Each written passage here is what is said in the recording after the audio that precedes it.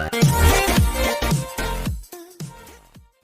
Friends, welcome to my YouTube channel Saraswati commerce academy. तो friends, आज हम करने वाले हैं अपना क्लास +1 अकाउंट्स का चैप्टर नंबर 22। ठीक है, हमारे चैप्टर का नेम है फाइनेंशियल स्टेटमेंट्स विद एडजस्टमेंट। ठीक है, हमने अपने क्लास +1 के 21 चैप्टर में हमने क्या सीखा था? फाइनेंशियल स्टेटमेंट सीखे थे। ठीक है, कि फाइनेंशियल स्टेटमेंट्स क्या होते हैं, जिसमें हमने सीखा था trading account, profit and loss account and balance sheet. ठीक है, तो हमारे ये जो है फाइनल अकाउंट्स होते हैं। ठीक है, तो हमने उस वीडियो सेशन में ये सीखा था।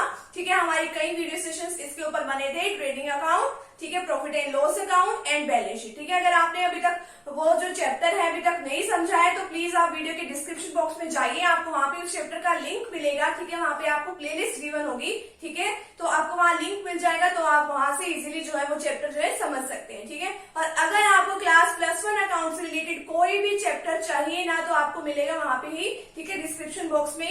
ठीक है, वहां पे भी सभी चैप्टर्स की प्लेलिस्ट जो है गिवन है। ठीक है, तो सबसे पहले तो फ्रेंड्स, अगर आप चैनल पे न्यू है तो चैनल को आप प्लीज सब्सक्राइब कर दीजिए, वीडियो को लाइक कर दीजिए, बेल आइकन को प्रेस जरूर कर दीजिएगा, ताकि आपको आगे आने वाली वीडियोस का नोटिफिकेशन मिलता रहे। और अपने फ्रेंड सर्कल में भी वीडियो को जरूर शेयर कीजिएगा। ठीक है, तो चलिए अब समझते हैं कि फाइनेंशियल स्टेटमेंट्स विद एडजस्टमेंट्स, यानी कि फाइनेंशियल जो हमारी स्टेटमेंट्स होती हैं उसको हम कौन से एडजस्टमेंट्स करते हैं। देखो, फाइनेंशियल स्टेटमेंट्स में हम क्या निकालते थे? प्रॉफिटेबिलिटी निकालना चाहते थे। किसकी प्रॉफिटेबिलिटी कैसे निकालते थे? प्रॉफिट एंड लॉस अकाउंट बनाते थे, trading and profit and loss account, जिससे हमें क्या पता चलता था? नेट प्रॉफिट और नेट लॉस पता चलता था।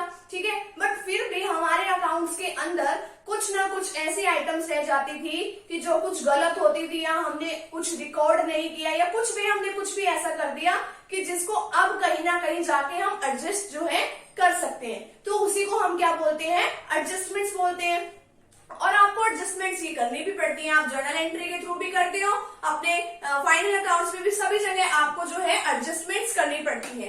हो सकता है कि आपको एडजस्टमेंट ट्रेडिंग अकाउंट में करनी पड़े, हो सकता है आपको P&L में करनी पड़े एडजस्टमेंट, हो सकता है बैलेंस शीट में करनी पड़े, और हो सकता है कि एक या एक से ज्यादा जगह पर भी आपको एडजस्टमेंट करनी पड़ सकती है। ठीक है, हो सकता है कि ट्रेडिंग अकाउंट P&L में करनी पड़ जाए, हो सकता है आपको एडजस्टमेंट P&L और बैलेंस शीट में करनी पड़ जाए, यानी कुछ भी हो सकता है। ठीक है, आपके पास ट्रायल बैलेंस होता है, अगर ट्रायल बैलेंस के अंदर सब कुछ गिवन है, ठीक है, सारी इंफॉर्मेशन गिवन है वहां पे, तो ठीक है, तो आपको एडजस्टमेंट करनी है सिर्फ एक जगह। ठीक है, मान लो ट्रायल बैलेंस के अंदर सारी इंफॉर्मेशन गिवन है, तो आपको मान लो एडजस्टमेंट एक ही जगह करनी पड़ेगी, चाहे तो ट्रेडिंग अकाउंट में या P&L में या फिर बैलेंस शीट में। अगर ये बात कह रखी है उसके ट्रायल बैलेंस के अंदर कोई आइटम नहीं है, नीचे एडजस्टमेंट में दे रखी है, तो अगर कोई चीज एडजस्टमेंट में दे रखी हो तो आपको वो चीज दो जगह रिकॉर्ड करनी पड़ेगी। ठीक है, ये बात आप हमेशा ध्यान रखना। ठीक है, अगर क्लोजिंग स्टॉक, ठीक है, अगर क्लोजिंग स्टॉक ट्रायल बैलेंस के अंदर है तो आप ओनली एक ही बार रिकॉर्ड करोगे। ठीक है, अगर ये मान लो ट्रायल बैलेंस के बाहर है तो आप इसको 2 टाइम्स रिकॉर्ड करोगे। कहां पे? एक तो ट्रेडिंग अकाउंट के क्रेडिट साइड में, और एक रिकॉर्ड करोगे बैलेंस शीट में एसेट साइड में। ठीक है, तो ये बातें आपको ध्यान रखनी पड़ेगी। अब जो आप एडजस्टमेंट जो है करते क्यों हो? अब आप इसलिए करते हो ताकि आपके बिजनेस की जो फाइनेंशियल पोजीशन है वो अच्छी लगे, सारा डाटा जो है वो बिल्कुल ट्रू और फेयर पिक्चर जो है सब कुछ अच्छी तरीके से डिपिक्ट हो, तो आप इसलिए उसकी जो है एडजस्टमेंट करते हो। ठीक है, अब आपको मान लो निकालना है, आपका अकाउंटिंग पीरियड आ गया 31 मार्च को। ठीक है, तो आपको क्या करना पड़ेगा? तो आपने, या कोई भी ऐसी इनकम है जो अभी तक अर्न हो तो गई है बट आपने अभी तक आपको मिली नहीं है। ठीक है, या फिर अभी तक मान लो कोई आपका ऐसा खर्चा है जो आपका ड्यू तो हो चुका है, ठीक है, बट आपने अभी तक वो पे नहीं किया है, तो आपको सब कुछ रिकॉर्ड करना पड़ेगा। इसके अंदर एडजस्टमेंट्स करनी पड़ेंगे, वो देखना है कि किस तरीके से एडजस्टमेंट करते हैं। आज इस वीडियो सेशन में तो हम इसका पार्ट 1 करने वाले हैं। ठीक है, अभी इसके अंदर आपकी मेरे ख्याल 22 इसकी एडजस्टमेंट्स हैं आपकी बुक के अंदर। ठीक है, आपकी बुक में कमियां ज्यादा भी हो सकती है।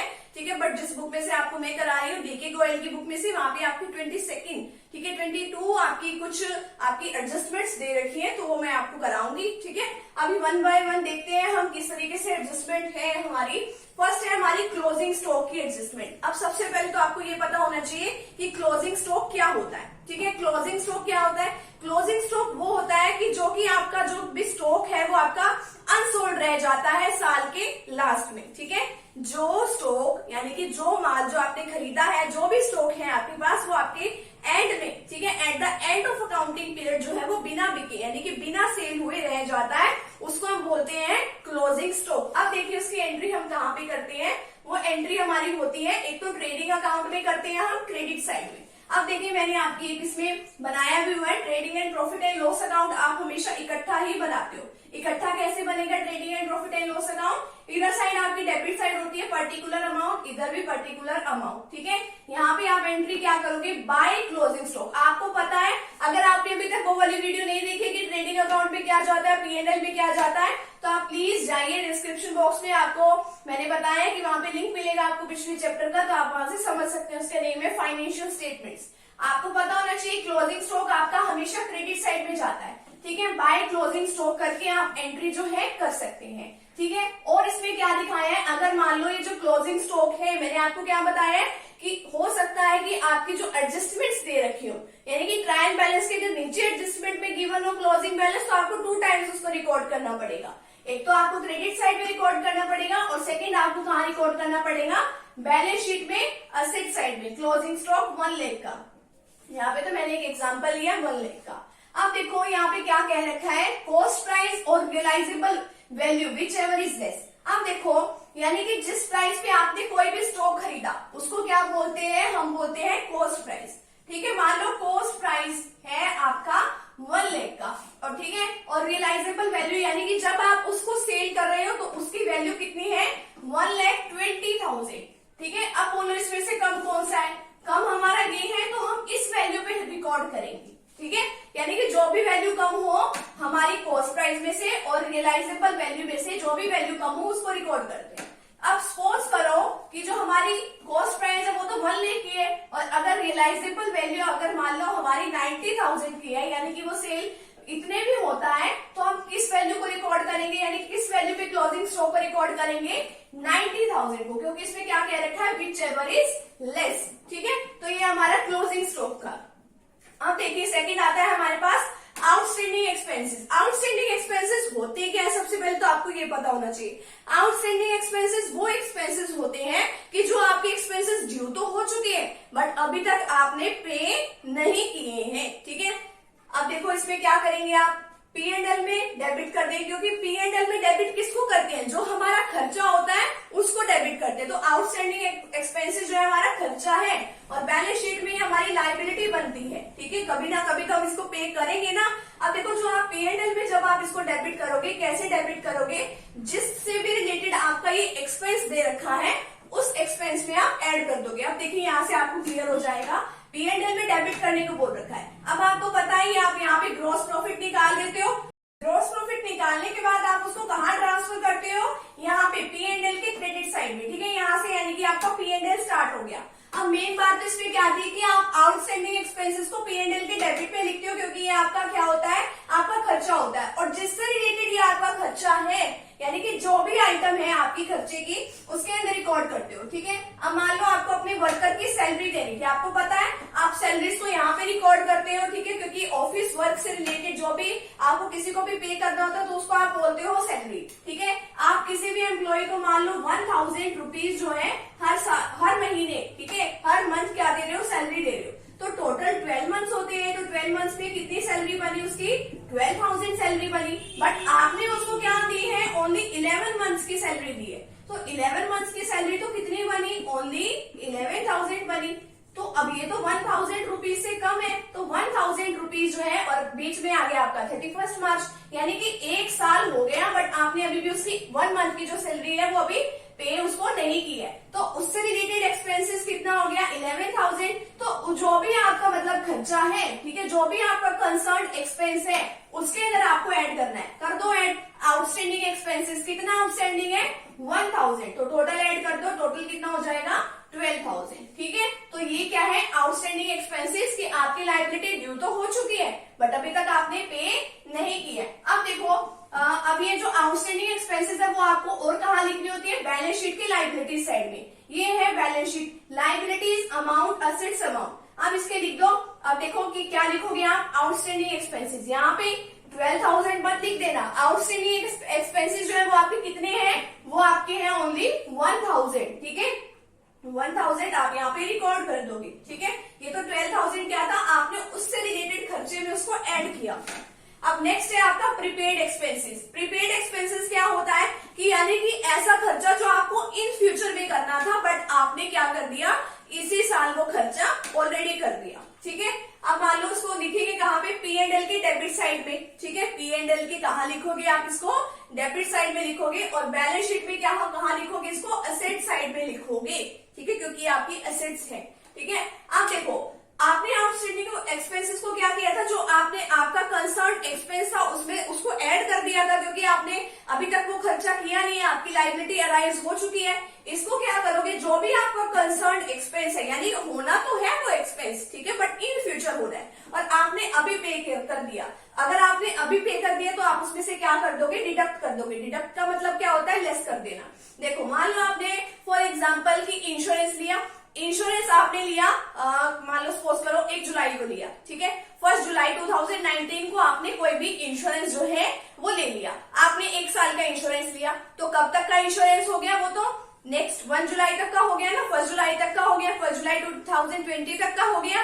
ठीक है, वो तो 1 साल का हो गया। आपको पता है अकाउंटिंग पीरियड कब एंड हो जाता है, तब तो पता चल गया होगा 31 मार्च को खत्म हो गया अकाउंटिंग पीरियड। तो वो जो 3 मंथ्स का है, ठीक है, वो तो 1 अप्रैल 2019 से 31 मार्च 2020 तक का, तो वो तो 9 मंथ्स का हुआ।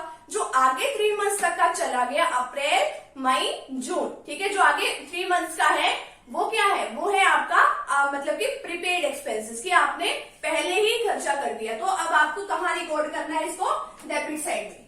मान लो आपका इंश्योरेंस था 20,000 का, ठीक है, आपका इंश्योरेंस था यहाँ पे 20,000 का, ठीक है, और आपने प्रीमियम में से लेस करना है, तो आपका यहाँ पे कितना आ जाएगा, 15,000 आ जाएगा। ठीक है, आपका इंश्योरेंस था 20,000 और आपने प्रीपेड यानी कि पहले ही आपने इंश्योरेंस उसका पहले ही पे कर दिया 5,000, तो अब आपका लेस करने के बाद कितना आ जाएगा, 15,000। ठीक है, तो इसी तरीके से आपने यहाँ पे क्या लिखना है, प्रीपेड इंश्योरेंस। अब आपने यहाँ पे 15,000 की अमाउंट, यहाँ पे असेट साइड में 15,000 नहीं लिखना, आपने कितना ऑलरेडी एडवांस में पे किया है, ओनली 5,000 पे किया है ना एडवांस में, तो एडवांस वाला लिखना है यहाँ पे बैलेंस शीट के असेट साइड में 5,000 से। ठीक है, तो यहाँ पे आपको इस तरीके से एंट्री करनी है। नेक्स्ट है डेप्रिसिएशन। डेप्रिसिएशन का तो आपका एक फुल चैप्टर भी था। डेप्रिसिएशन क्या होता है, आपकी एसेट्स की वैल्यू जो है वो लगातार कम होती रहती है। ठीक है, आपके एसेट्स की वैल्यू लगातार कम होती रहती है, तो आप डेप्रिसिएशन लगाते रहते हो। आपके एसेट्स की वैल्यू कम हुई तो इसलिए आपका खर्चा है,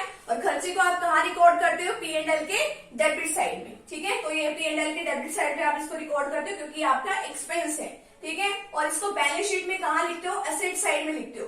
असेट साइड में कैसे लिखते हो, जो भी आपकी मतलब असेट्स, जिस भी असेट्स के ऊपर आपका डेप्रिसिएशन लगता है, उस असेट्स की वैल्यू में से आप डेप्रिसिएशन को लेस कर देते हो। फॉर एग्जाम्पल आपकी कोई एसेट्स 5 लाख की लगा लो, या हाँ 5 लाख की लगा लो, सपोज करो 5 लाख की थी आपकी कोई भी असेट्स। ठीक है, 5 लाख के ऊपर मान लो लग गया ये 10% का कोई मशीनरी थी, ठीक है, उसके ऊपर 10% का आपने डेप्रिसिएशन चार्ज करना है, तो कितना हुआ, 10% आपका हुआ 50,000। ठीक है, तो आपने कहाँ लिखना है, इसको डेबिट साइड में लिखना है, पी एंड एल के टू डेप्रिसिएशन अकाउंट मशीनरी के ऊपर लगी है। कितनी डेप्रिसिएशन लगी है, 5 लाख के ऊपर 10% 50,000। ठीक है, लगी डेप्रिसिएशन, और इसको एक जगह और कहाँ लिखना है, बैलेंस शीट में लिखना है आपको, असेट्स में। आपकी मशीनरी थी यहाँ पे 5 लाख की, उसमें से इसकी मशीनरी में से डेप्रिसिएशन की वैल्यू लेस कर दो 50,000, तो कितनी वैल्यू रह गई, 4,50,000। ठीक है, तो इस तरीके से आपको ये रिकॉर्डिंग करनी है। नेक्स्ट है एक्रूड इनकम। एक्रूड इनकम क्या होती है, यानी कि ऐसी इनकम जो आपने अर्न तो कर ली बट अभी तक आपको मिली नहीं है। ठीक है, ऐसी इनकम जो आपने अर्न कर ली बट अभी तक आपको मिली नहीं है। ठीक है, तो उसको कहाँ लिखेंगे, पी एंड एल के क्रेडिट साइड में। आपको पता है कि इनकम आप कहाँ लिखते हो, क्रेडिट साइड में लिखते हो, और कहाँ लिखोगे, बैलेंस शीट में असेट साइड में लिखोगे। ठीक है, आप देखो एक्रूड इनकम कहाँ लिखोगे, मान लो आपको कोई कमीशन मिलना था, आपने कोई सर्विस जो है रेंडर की, आपने किसी को कोई सर्विस प्रोवाइड करी है, आपने मान लो 15,000 तो था आपका कमीशन, 50,000 तो आपको मिल गया, बट अभी तक आपको जो है 3,000 अभी भी नहीं मिला, तो आप क्या कर दोगे, उसमें ऐड कर दोगे। ठीक है, जो भी कमीशन की वैल्यू है उस वैल्यू में आप ऐड कर देना, तो कमीशन कितना हो गया, 18,000 का। तो आपकी एक्रूड इनकम जो है आप एक और कहाँ लिखते हो, असेट साइड में। एक्रूड कमीशन कितना है, 3,000 का। ठीक है, तो यानी कि आपको उतनी अमाउंट लिखनी होती है जितना आपका होता है ये। अब नेक्स्ट है अनअर्न्ड इनकम। अनअर्न्ड इनकम कैसी होती है, ऐसी इनकम जो आपको अभी मिल गई, ठीक है, बट अभी तक अभी तक अर्न नहीं की है। ठीक है, सपोज करो कि किसी टीचर ने एडवांस में ही फीस ले ली। ठीक है, किसी टीचर ने, आपके स्कूल ने भी एडवांस में ही फीस ले ली, बट अभी तक पढ़ाया तो नहीं है ना बच्चों को, तो वो क्या होता है, अर्न इनकम होती है। ठीक है, अभी तक कमाई नहीं है। P&L की क्रेडिट साइड में लिखेंगे और बैलेंस शीट में आपकी लाइबिलिटी है। अभी बच्चों को पढ़ाना स्कूल की रिस्पॉन्सिबिलिटी है ना, तो वो क्या है, लाइबिलिटी है। ठीक है, अब देखो ये किस तरीके से लिखेंगे। अब जो एक्रूड इनकम थी, यानी कि जो इनकम आपको मिलने वाली थी, उसको तो आपने ऐड किया था।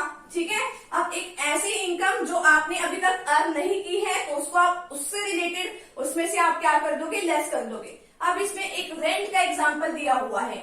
रेंट कितना था, 39,000। ठीक है, बट अभी पता चला कि उसमें से अर्नड है, यानी कि अभी 1 मंथ का मान लो जो रेंट है वो भी रहता है। ठीक है, अभी 1 मंथ अभी पूरा नहीं हुआ है, या फिर वो जो भी रेंट पे रह रहा था वो छोड़ के वो मकान जो है चला गया।